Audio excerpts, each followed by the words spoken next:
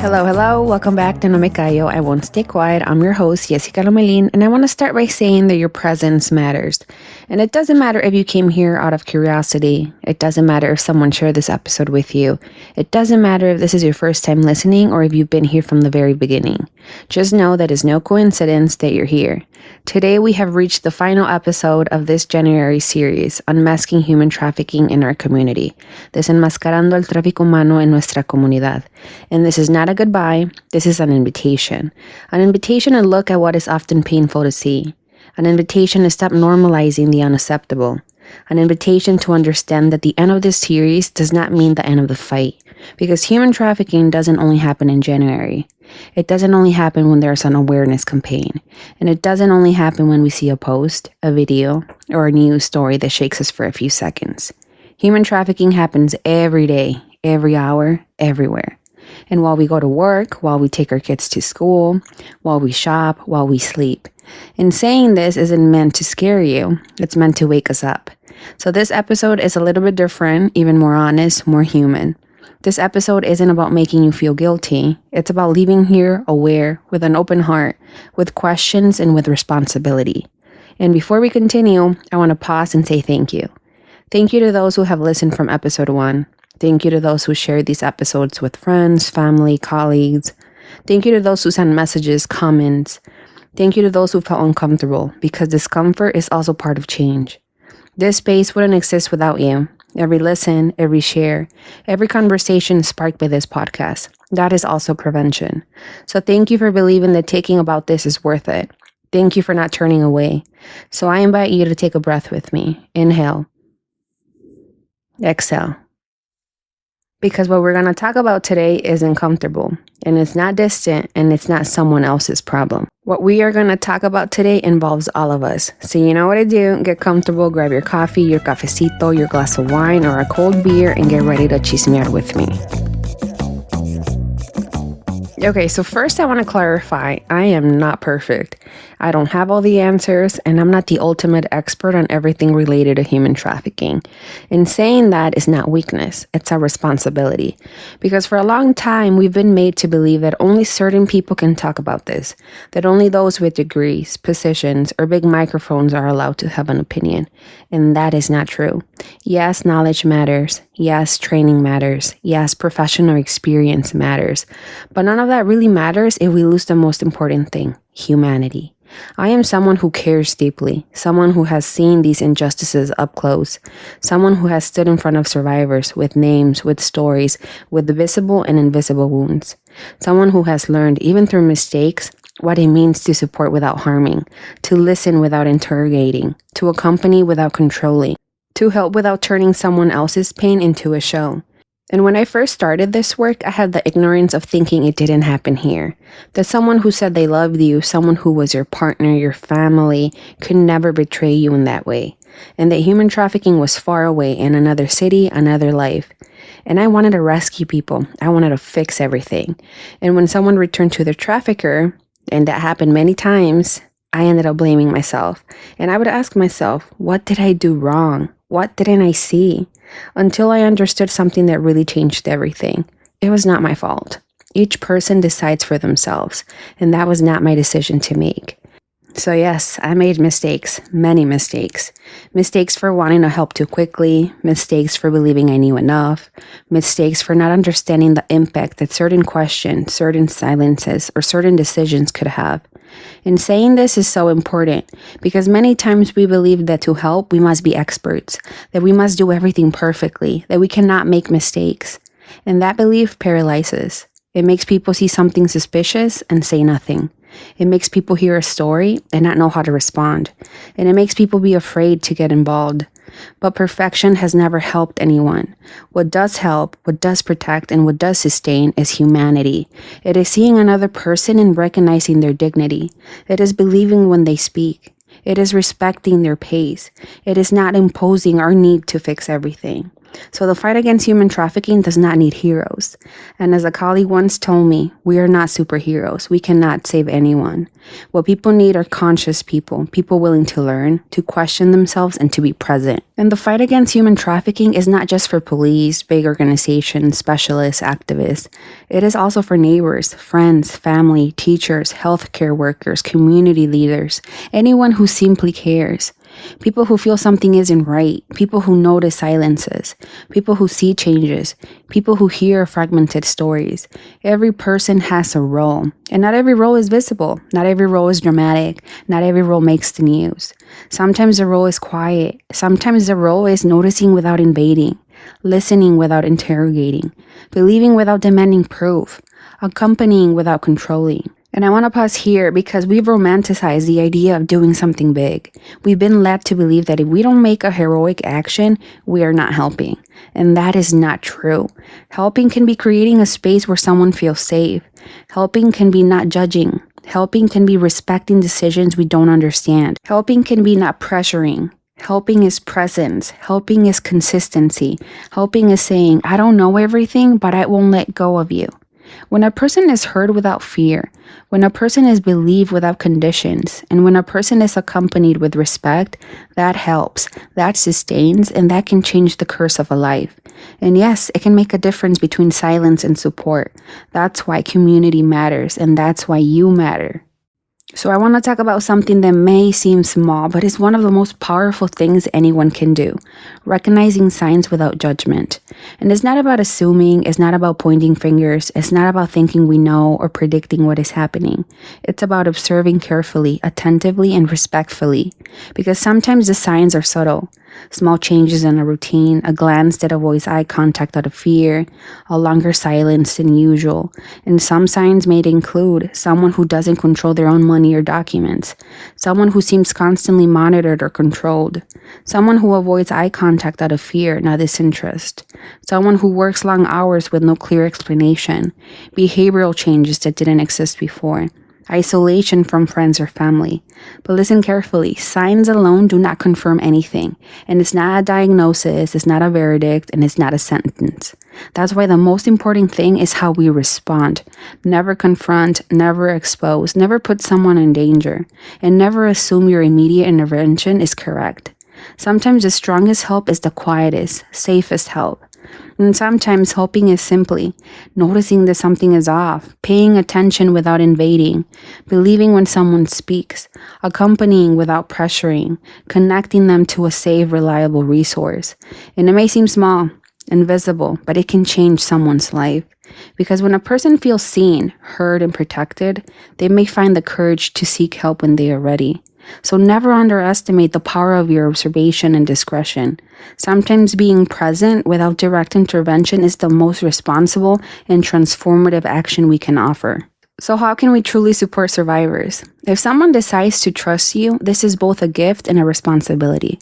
And the first step is not to ask questions. It is not to investigate. It is not to demand details. And it is not to rush into doing something before understanding. The first step is to be present with respect and attention. The first step is to speak from an open heart. I believe you. Thank you for trusting me. You are not alone.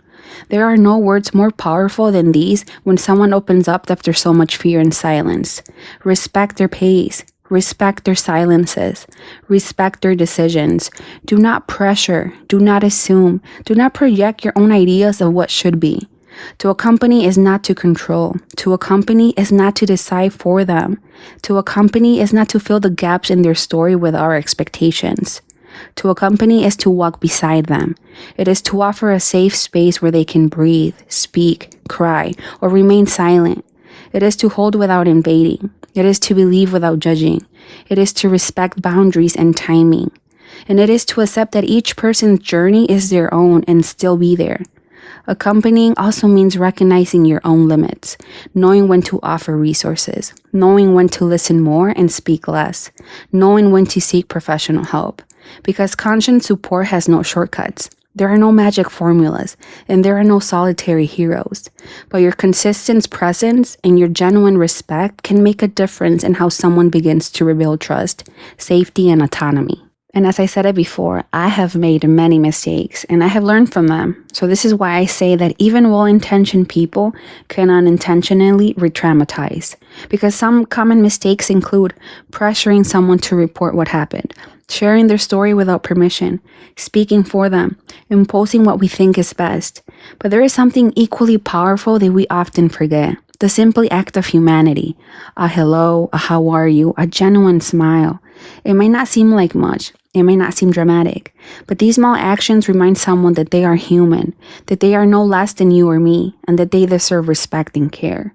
Supporting someone is not about fixing their problem. It is not about forcing solutions, and it is not about intervening dangerously. It is about seeing them, recognizing them. Real support feels safe, and if it doesn't feel safe, if it generates fear, pressure, or guilt, it is not support. Support is not doing. Support is not rescuing. And support is not imposing. Support is being present. It is remembering that every person has dignity. And it is offering a space where they can breathe, choose, and feel seen. So never underestimate the power of a greeting, a kind look, or a simple gesture. Sometimes that is what allows someone to begin to trust and to feel they are not alone. And I want to remind you, you don't have to do this alone. You don't have to do it all by yourself. You don't have to have all the answers. You don't have to carry the weight of the world on your shoulders. There are resources. There are people and agencies ready to help and guide you. In the U.S., we have the National Human Trafficking Hotline that is available 24/7, and the number is 888-373-7888. Again, it's 888-373-7888. But beyond the numbers, there are local agencies in every community that work with care, respect, and safety. There are groups that can offer accompanying you, legal support, shelter, and emotional assistance. Saving a number, sharing correct information, knowing where to go, and asking and learning about local resources, all of this is action. It's about being informed. It's about being prepared. And it's about being a safe point in a support network that could help someone. Even a single message, a single call, one person who knows where to turn can change the course of someone's life. So remember, action is not always visible. Action can be quiet. Action can be simply knowing and sharing the right resources. And finally, this is a call to action, not from fear, not from guilt, not from temporary outrage, but from awareness, empathy, and understanding that every action counts, no matter how small it seems. And as long as we remain indifferent, as long as we close our eyes, as long as we decide, oh, well, someone else will handle it, this crime continues. And while we get distracted with daily life, while we believe it's far from us, human trafficking keeps happening. Every day, every hour, affecting real lives with stories that never fully get told. But when we open our eyes, when we listen without judgment, when we act with respect, when we care for our community, and when we recognize our own responsibility in the support network, we become part of the solution. And this solution is not a single gesture. It's not a big announcement or a viral campaign. It is consistency. It is humanity. It is presence. It is the ability to stay alert, to accompany, to provide resources and respect. Every greeting, every listening moment, every quiet but conscious action, every shared message, and every time we choose to believe, respect, and support, that is what makes us a part of the solution. That is what changes the narrative. That is what rebuilds trust, dignity, and hope. And when we come together as that community, even the smallest acts multiply. Each one of us has a role in this fight. And together we can create a world where no one has to live in fear, under control, or in exploitation. And I want to close this from the bottom of my heart. You matter in this fight. Your voice matters. Your attention matters. Your empathy matters. Because every gesture, every moment of listening, every word you choose to offer can make a difference that no one else can. So thank you for walking with me this entire month. Thank you for opening your heart. Thank you for allowing yourself to feel, reflect, and question. Thank you for believing that each one of us has a role to play. This is not the end. It is not a goodbye. It is the beginning of what we do together, day by day, in our communities, in our streets, in our homes. Don't stop looking. Don't stop listening. Don't stop being human. And remember, even a small act of attention can be a beacon of hope for someone who feels unseen. So thank you for being part of this network of awareness, empathy, and action. In the episode description, you will find the link to Amazon with the complete list of books mentioned in No Me Callo, I Won't Stay Quiet. And you will also find the link to the resource I shared today, the National Human Trafficking Hotline. And don't forget, a new episode is waiting for you every Friday. This February, since it's the month of love and friendship, we are starting a new series called What is Love? And we are not going to talk about perfect love. We are going to talk about real love. Love that is felt in your chest. Love that gives peace and sometimes also hurts. Love that arrives when you are not ready. Love that is deeply felt even when it doesn't stay. In this new 4-episode series, we're going to question everything. What is really love? Is it enough to just love? Why does love exist but cannot be sustained? And how do you let go of something real without losing faith? So this is not a series to point fingers. It is not a series to blame. It's a series to feel, understand, and heal. Because loving beautifully is never a mistake. Because not everything that ends was a lie. Because letting go can also be an act of love. So this February, we're going to talk about love without filters, without disguises, and without silence. 4 episodes, 4 truths, and as always, we don't stay quiet about it. So the first episode of this new series is called When Love Arrives, Cuando el amor llega. Everyone talks about love as if it's simple, as if it's always beautiful, easy, safe, but no one tells us about what happens when love really arrives, when it enters your life and transforms you, shakes you, makes you feel peace, and at the same time fear. In this first episode of What is Love, I'm going to speak from my experience, from what I have lived, and from what I've seen. I'm going to talk about the love that feels intense, deep, and sometimes hurts because not everyone can hold it. I'm going to talk about romantic love, friendships, family, that love that makes you feel whole and that leaves your heart beating fast because you know what you felt was real. Everyone has an opinion about love, and that's okay, but no one can tell you what you feel in your chest when someone enters your life and becomes peace, laughter, a safe space, even if it's only for a moment. So join me to explore what it means to truly love. What makes us vulnerable, brave, and human. What teaches us who we are, even when we don't have all the answers. Because true love isn't always easy. True love doesn't always stay. But true love always leaves a mark. And about that, we won't stay quiet either. You were listening to No Me Callo, I Won't Stay Quiet. I'm your host, Jessica Lomelin. Until next time.